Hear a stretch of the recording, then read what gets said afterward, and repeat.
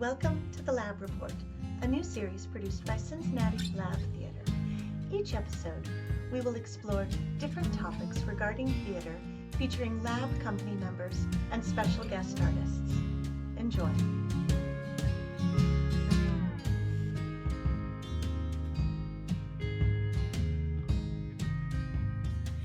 Welcome to episode 4 of the Lab Report, Theater Anywhere.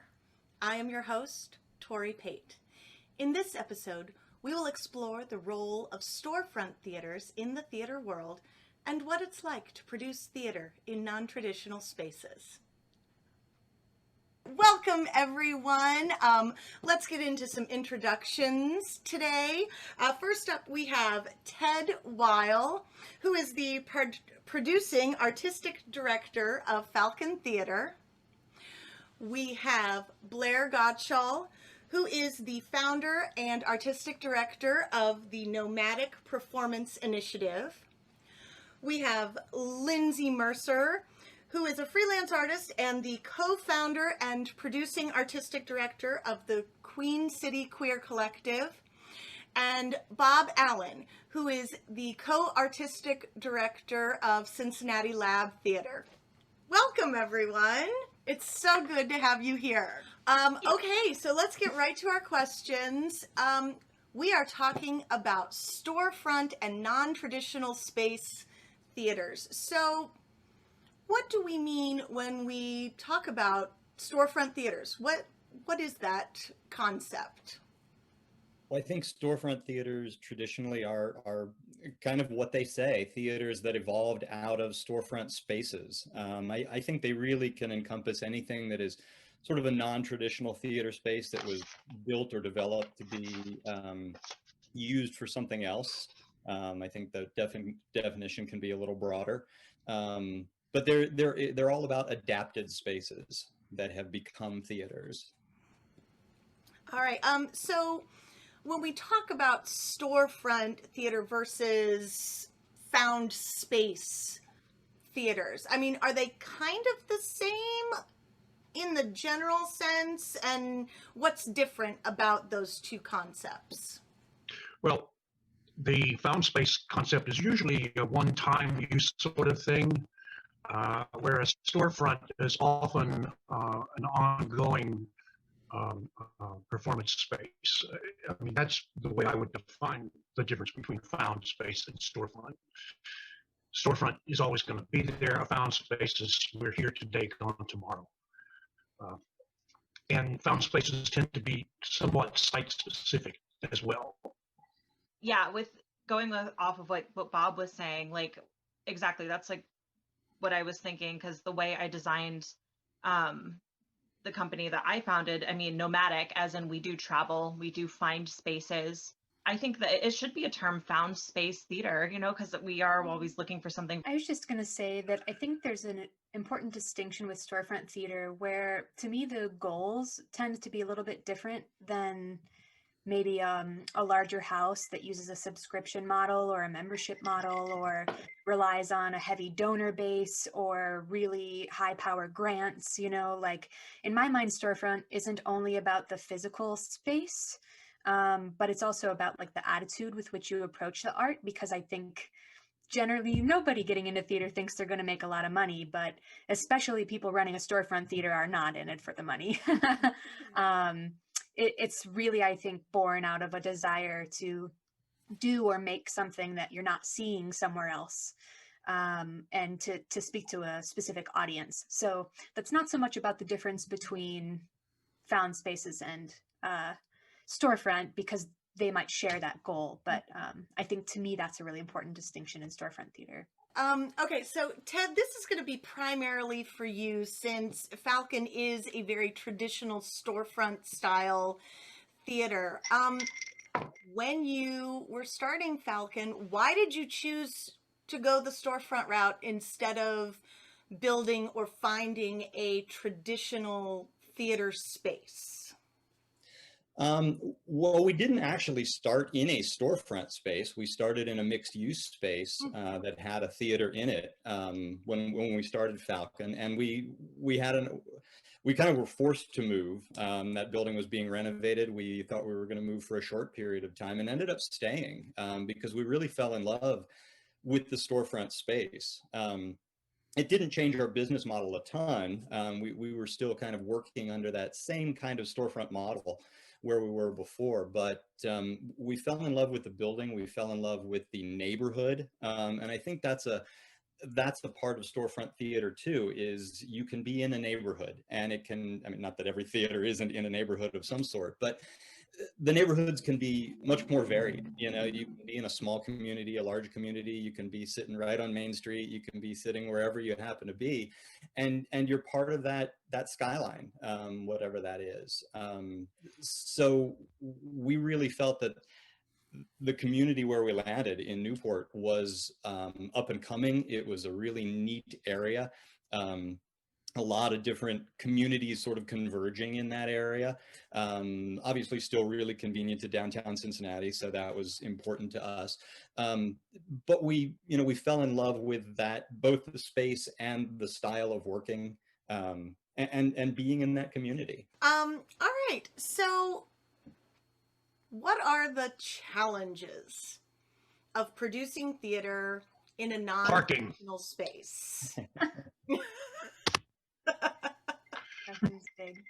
Like 10 years ago, like in college, someone had told me, I was at a performance at Actors Theater in Louisville, and I was talking to an actress of the play there, and she's like, so what do you want to do once you graduate? And I was like, well, eventually I'd like to start my own theater company. So she recommended the book How to Start Your Own Theater Company by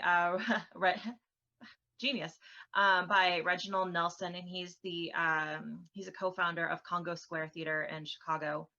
And one of the things they say is make sure that your parking is on point, making sure that it's easy. I mean, like just things that you wouldn't really consider, you know, and especially when I think it's harder to get patrons in. Like when they go to a movie theater, they're going to find parking, you know, or if there's something they really, really want to go see. And I think with theater, that's just, it's another thing you have to fight for. You know, people love convenience, and theater isn't always convenient.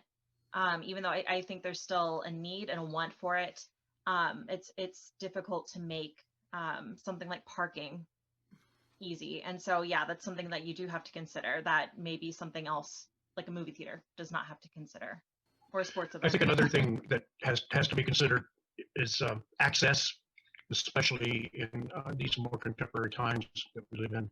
Access has become a very important issue for all kinds of structures. So certainly access is important for theater, storefront theaters. Yeah, and I think, you know, storefront theaters and certainly found spaces, anything like that, the buildings weren't built to be theaters. So I think architecturally there are always challenges. And sometimes those challenges turn out to be benefits, you know. With a found space, you're looking for a space that fits well with the show, and that's great. Those are things you don't have to build, or you don't have to adapt in your set design. And with a storefront theater, I think it's part of the charm, right, of going into a theater like that. You're not walking into a theater that was built to be a theater, so you don't know what you're going to get. You know, we hear all the time when people walk into the theater, "Wow, this is so cool in here. I never would have dreamed that it looked like this inside." And, you know, so that charm is great, but there are challenges. You know, the building we're in down in Newport, the ceilings aren't very high. So it's very limited as far as what we can do with lighting, as far as different positions with lighting and the angles we can get with lighting. There's no fly space, there's no real wing space, backstage space is limited. So a lot of those things that just go into the building that, you know, we're bounded by walls. There's only so much we can do. You know, I think those challenges exist in any non-traditional space that wasn't built to be a theater. And even in some buildings that were built to be theaters and didn't consider, you know, model production practices at times. I think that still happens. So, you know, we all kind of fight it, but I think it's certainly a big, big concern in traditional spaces. So, and I think you also have to consider the location. You know, I mentioned that we fell in love with Newport and the area. But I think, in normal times, you have to even think about, are there restaurants around? Because people want to go have dinner before the show. And even if the space is cool, if it's not around anything else, will that hurt your attendance? And I think sometimes that can be true. I think you can get away with it sometimes for a one-off. There's a novelty there, but if you plan to use the space at any ongoing capacity, I think you have to be really have to consider what's around you, and will the businesses around you support what you're doing? There are some buildings that have other things going on in them. You have to consider sound. Are you going to get sound crossover? We've even had it in our building where we've heard things from the apartments on the second floor at times. And those of you who have worked in that building have probably heard a few things. Sometimes it's just somebody walking around, which isn't a big deal, but a dog barking at the wrong time in the wrong show can be interesting. So, there are a lot of little considerations like that you wouldn't think about with other spaces. I think especially as a founder of whether it is storefront or found space, you're not just artistic director, founder.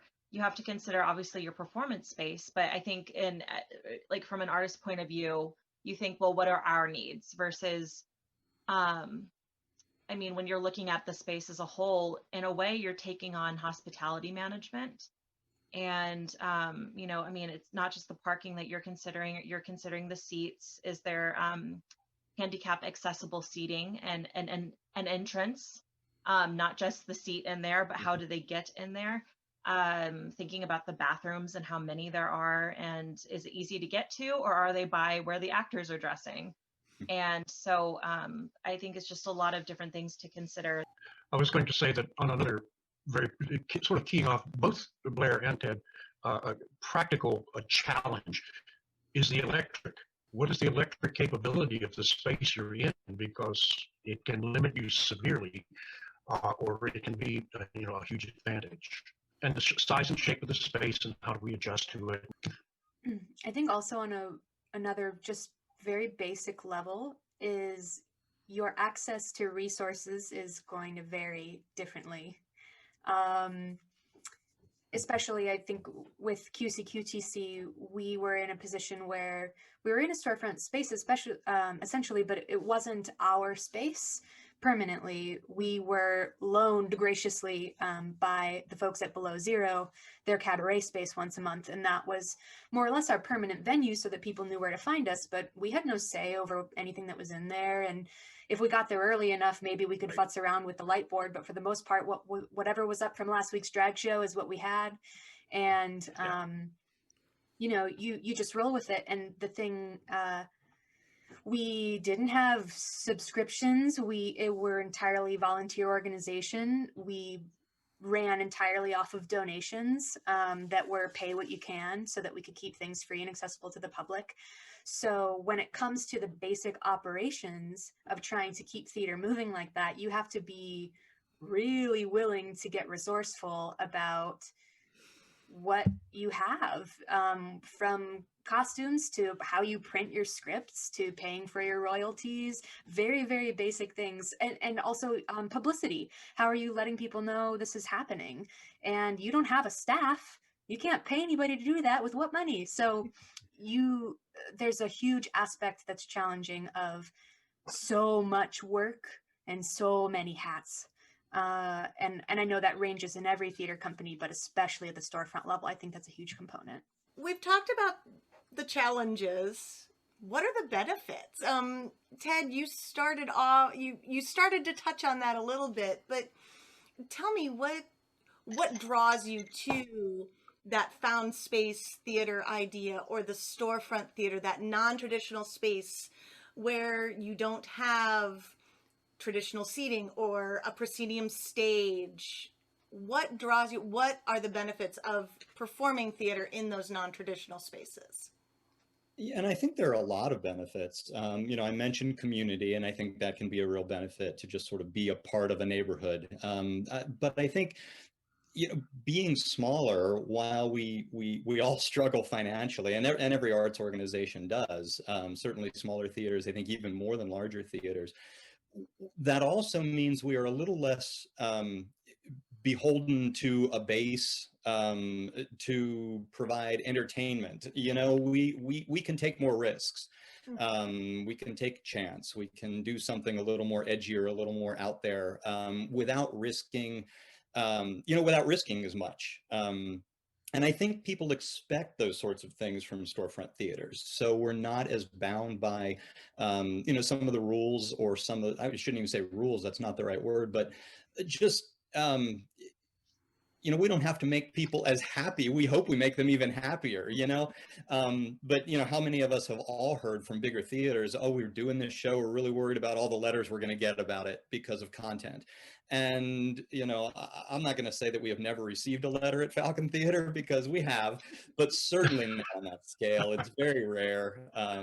People kind of know what to expect. And I think people that go to a storefront theater are much more educated as far as a theater audience in a lot of ways. They expect to see something different, and they want to see something different.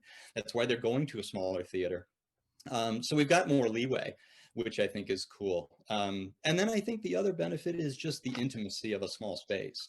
That is one of the other things that really kept us in Newport and at the space, in our storefront space, is that closeness. You're never very far away from the stage. You're never far away from the actors. Everything feels very personal at our theater and in any small theater space. And that makes for a unique audience experience. You really get to be a part of what's going on. And I think that's what people most appreciate about smaller theaters and storefront theaters, is having that experience when they go in. So Well, I was just going to pop in on, as Ted said, my first thought was community. That you're right in the middle of a community when you're in the storefront theater, and you become a part of it, and then your theater organization itself becomes its own small community within that community. But it makes it possible for people who might not be able to get to the standard traditional theaters. It makes it possible for them to go see theater, because it's down the street. It's nearby. It's ours because it's in our community. I think that is one of the great benefits, both ways, to the people who are creating and participating in the theater, and to the community at large in which they have anchored themselves. And I think it also, as I look back at a lot of the past Fringe festivals here that we've had, most of the people who participate in these Fringe festivals come out of storefront theaters, or site-specific theaters, or found space groups. They don't come out of Playhouse or the large established organizations. So I think that's a benefit. It makes it possible for us to have fringe festivals. Yeah. Doubling down too on something Ted said about it really being all about the art, I think it's one of the best parts is how humbling it can be, because you can throw all of yourself into a project with your collaborators, be really excited about what it is, and 4 people come, and I think I can think of a few projects like that with QCQTC, where those were some of my favorite things I've ever done. I think my favorite process, I was so proud of it, and 8 people saw it, and it's really humbling and a good reminder that it's actually not about the affirmation or the applause. It was about the process part. And it sure is a shame if it was as exciting as I thought it was. It's a shame that I couldn't share that with more people. But it's really special too, because it's a reminder that it is about craft, and it is about the experience of making, and the exclusivity of sharing that moment with the few people who were there. They're the only ones who shared in that moment with us. And so that, I think, is really special. You're never going to get that in a 2,000 seat Broadway house. I mean, the greatest benefit, I think, obviously community, but then I think the reason that we all have our own storefront / found space theater is, I mean, again, it goes back to not just that we think we can do something better, but that we know that we have our own take and spin on things. and that we won't always get a say in that going to somebody else's theater. And what I just love about storefront theater, I think, is that whatever I've seen, and I've seen something at everyone's theater, or if it hasn't been at the theater, I've seen something at everyone's performance, like what they've done. And I always notice, I don't think grittiness is the word, but I've noticed that very hands-on, I'm trying to think, none of it feels stale. Mm. I feel like I can really connect with the smaller theater, that more intimate setting.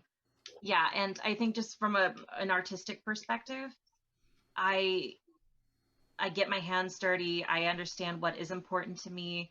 I learn new skills, and really how to just make your product and your art better. And it's a really great way to find, like, what do other people value, and to take that with you in your next project. When you go to the established theaters, everything's slick. Everything is almost always what you expect. Glamorous costumes, very fine acting, magnificent sets, and so forth. People who come to see storefront theater come to see something. They come for the art. They come to see the art. They come to see, what are these people doing? What is this all about? How are they going to do it? They don't come for the glamour. They don't come for the slickness. So we have for the most part, a very different clientele. And we, of course, obviously, we see that a lot, specifically with lab theater. Our clientele, they come to see a brand new work, never been performed before. And I was sitting there the first time. I think that's one of the big differences that we see is our audiences come to see the art. They come for the art, as opposed to going for the slick entertainment. Even when we are doing a piece of work that might be considered classical or traditional, we have to do it differently because of the storefronts that we're in. And that makes it all the more interesting. Yeah, and I think that one of the other things we have going for us is our agility. We're, at Falcon, certainly our main stage productions are fairly produced, and, there's a lot of planning that goes into them. They're decent sized productions. But there are so many other things that we are able to do, and we can turn on a dime with those. We're careful about what we do, but if there's somebody we want to collaborate with, we can. Almost at a moment's notice. And that goes to, if there's a university we want to collaborate with, if there's another theater company, if there's an artist that has a project, and even collaborating with other theater companies, we can make those collaborations happen really easily and quickly. And one of the great things for us is that opens up so many doors. I think everybody on this call has participated at Falcon in something that is not a main stage production. So, we've all worked together in those ways, and a couple of you guys I met that way through some of those productions. And it brings new talent through our theater. It brings new artists. It brings new ideas in ways that we could never achieve if all we had was a large season, if we couldn't be as agile, if we couldn't turn on a dime, if somebody didn't come to us and say, I've got this idea and I really want to do this show and I don't know where I can do it and I don't have any money and I don't have a staff but I love it and I really want to do it. And if we can find a way to say, all right, let's make this happen. Let's find a way to produce it. We've got a space, we've got costumes, we've got props. Let's make this happen. I think that is, it's mutually beneficial. It helps artists get an opportunity, but for us, it helps us find new people and new ideas, many of which have then become, part of our family for years and years to come. Running a storefront theater is hard, wouldn't you say? I mean, it's definitely... Yeah. I mean, it's probably harder than, say, a traditional theater, which has its own issues anyway. But I feel like sometimes with storefront theater, your efforts seem to be underappreciated. How do you deal with that, and why do you keep doing it?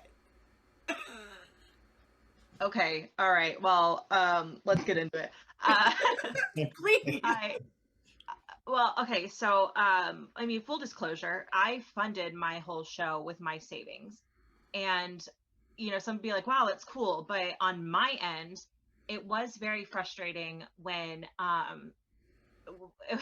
you know, it, feeling underappreciated when people just think like when people don't understand what it's like to run anything, to be responsible for every aspect of it, when they're like, why are you so stressed? And it's like, well, I'm allowed to be stressed right now. It's not always going to be fun times. And also too, that it's like, yeah, I can't just buy.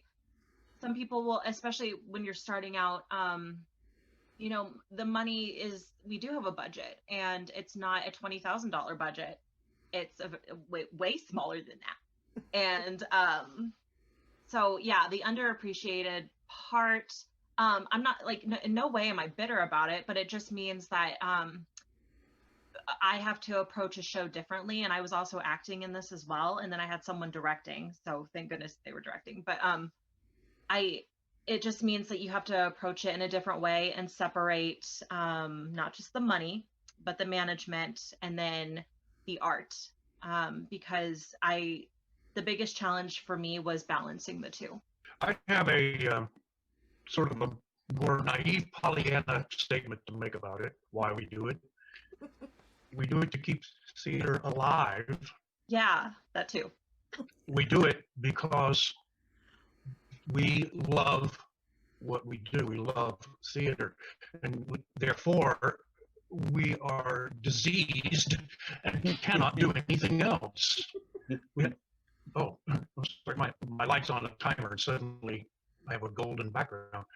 But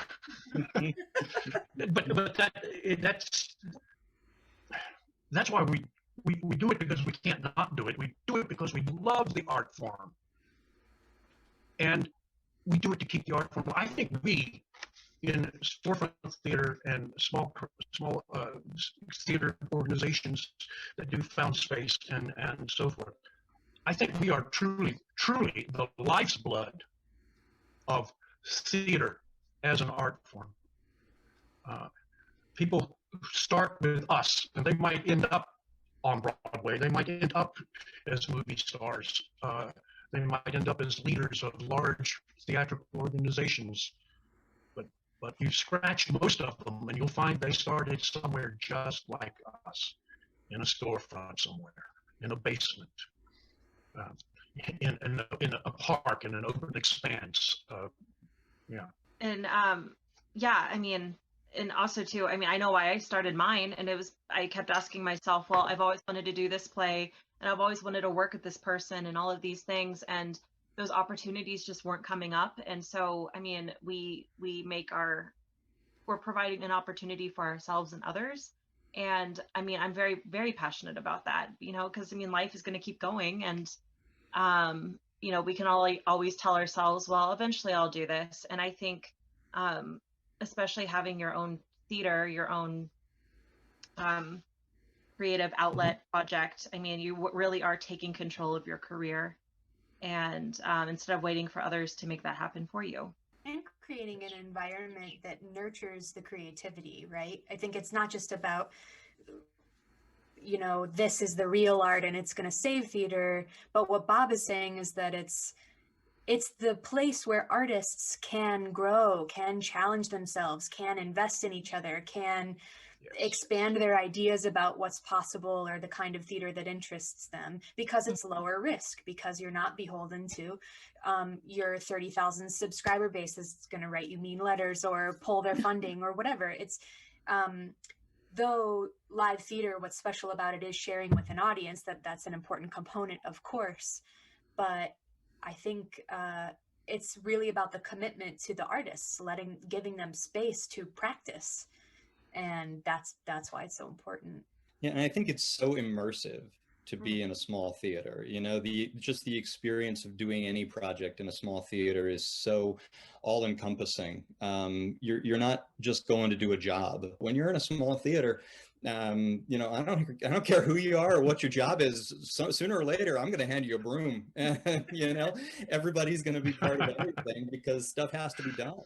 And but I think that also leads to such a sense of community when you're creating a project. I mean, I think about, you know, really almost every close friend that I have at this point in my life is somebody who I met or developed a relationship with doing theater. It builds friendships that last, even though the work tends to be transient. And I think that's a really cool thing about art. And I think that's, you know, a lot of why many of us do theater, is that theater is the most collaborative art I think that there is anywhere. And that's part of what makes it special. Oftentimes I have students ask me questions, you know, what's your favorite role you've ever played? But occasionally somebody will say, what's your favorite theater that you've performed in? My answer is always the same. Any theater where I can spit on the audience. And that's just my way of saying the intimate spaces that we use in storefront theater. I like being almost nose to nose with the audience. All theaters have to deal with the issue of funding.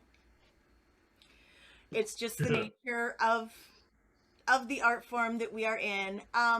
Large theaters obviously rely heavily on a subscription base and ticket sales. How do smaller theaters, storefront theaters, found space theaters deal with that, where you may not have a subscription base, or if you do, it's nowhere near as large as, say, something like Playhouse or Ensemble or Cincy Shakes that have a very established group of patrons? What kinds of things do you do to raise the funds you need to put on your shows? Groveling, lots of groveling. It can be hard, but I think that, you know, small theaters are obviously focused more on individual ticket sales. You know, we don't sell large season tickets or large blocks of season tickets. You know, Falcon sells a Flex Pass that is just a block of tickets you can use any way you want, and that's been successful for us. But nobody's locked into you have to see every show or you have to go on the third Tuesday night or whatever.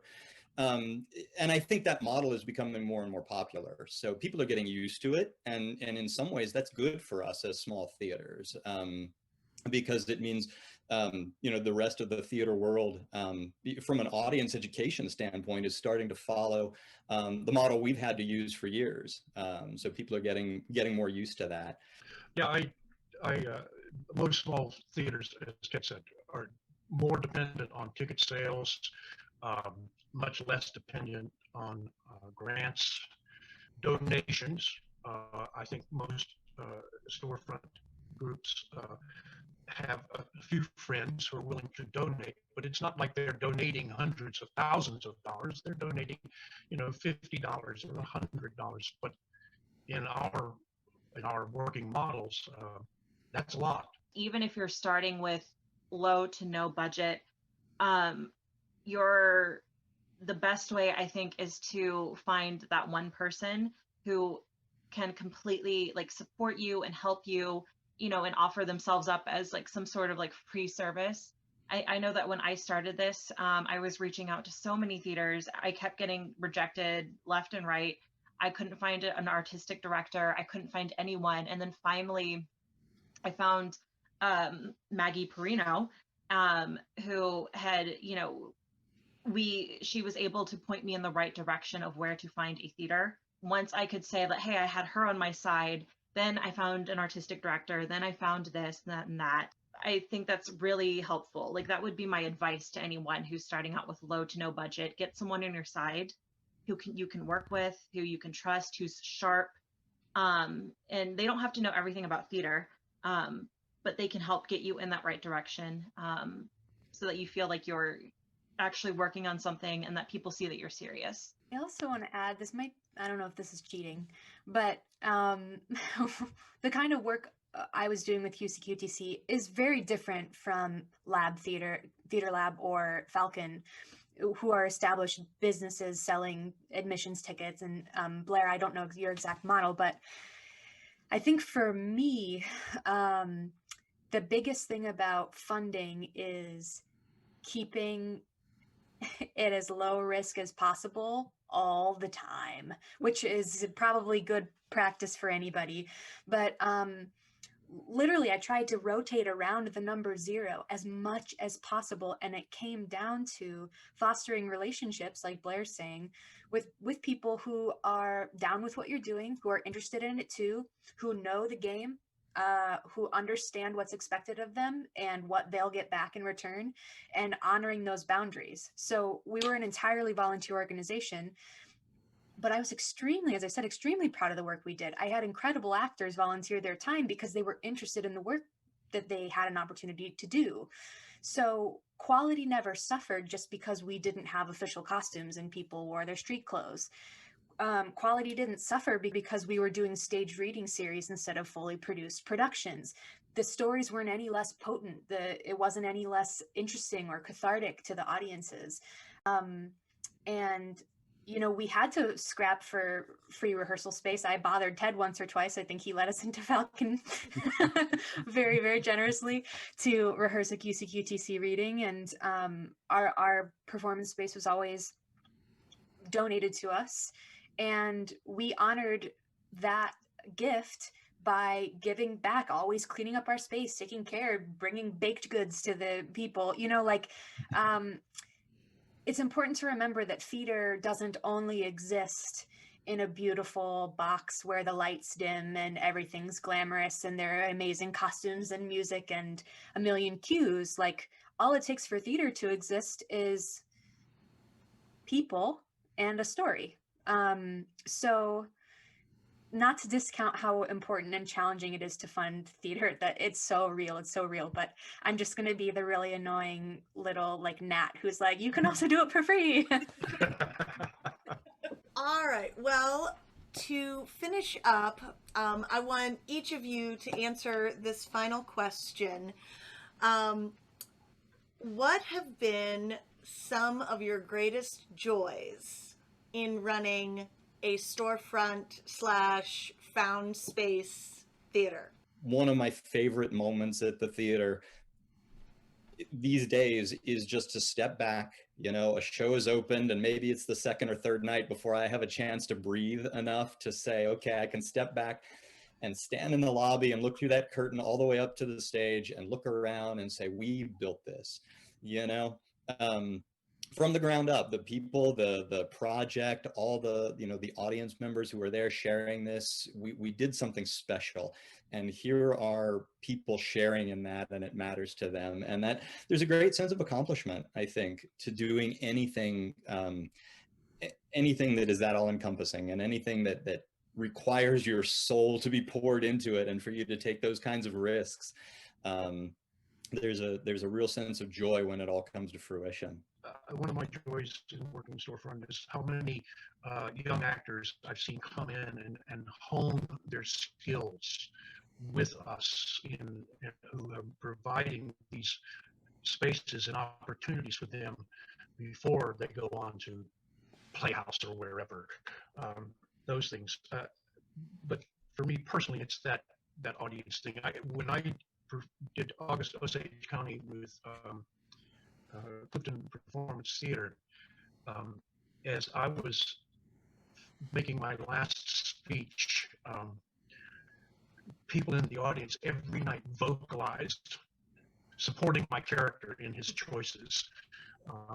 Things like, yeah, you tell her, and yeah, you go, man, and that can only happen in these storefront intimate spaces where you are literally standing right next to the audience members, and those are just, for an actor, it's a wonderful moment to know that you've reached someone that deeply that they become part of your show. I think you're also in such a unique position for interesting collisions to happen and new audience. For example, Ted was talking about, collaborations, but also what it means to be a part of a community and to be stumbled upon almost by accident.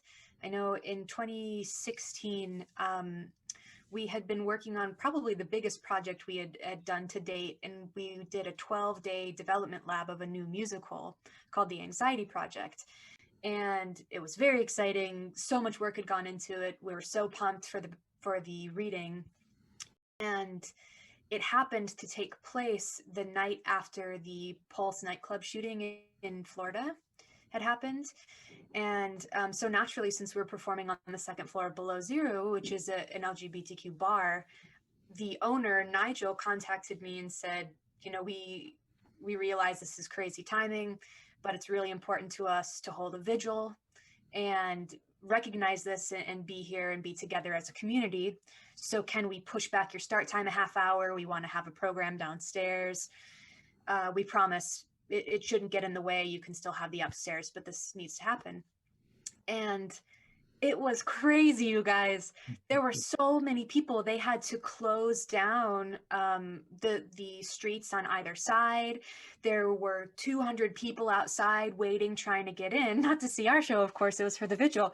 But consequently, what happened is that community came together in such a way and then stuck around. So upstairs in the cabaret, we had attendance that we had never seen. It was standing room only. People were jammed in like they would be for a drag show, but they're watching this musical about mental illness, you know? And it was kind of crazy. I was like, oh my God, I hope people don't get mad. Like, do they realize what's about to happen here? It's not a drag show, you guys. And, but everybody stayed. That room was packed for the entire hour and a half of the musical. And what a gift that I couldn't tell you. I don't know any of those people, but like, there's a really solid chance that none of them had ever gone to a theater before. None of them had seen a musical before. Certainly had never seen a musical reading with stands and somebody reading stage directions and like, what's all this weirdness, you know? It just would never have happened. We were a target audience. We had, you know, we knew what to expect on any given night. That was so insane, but never would have happened if we had scrapped our way to pay for a space somewhere and you only knew how to get there if you had the secret code, you know. It was special. So what I'm saying is, I think that there's such a special opportunity to reach people and to get your stories and work to people that you never otherwise could, because of the versatility and agility that comes from being a storefront space. All the people I got to meet. And I specifically wanted it to be, I know for mine, we have an emphasis on hiring, casting majority female. And so, and the show that I picked last year had a bunch of like middle school, high school age girls in it. And to see them all, you know, asking questions, you know, creating their characters. Ultimately, it's about community and the art. And the reason I wanted to start this is because I wanted to get back to why I did theater in the first place. Thank you so much for joining us for this episode of The Lab Report. Thank you, Ted and Blair and Lindsay and Bob. And hopefully we will see you again all real soon. Bye, everyone. Thank you. Thank you so much. Thank you.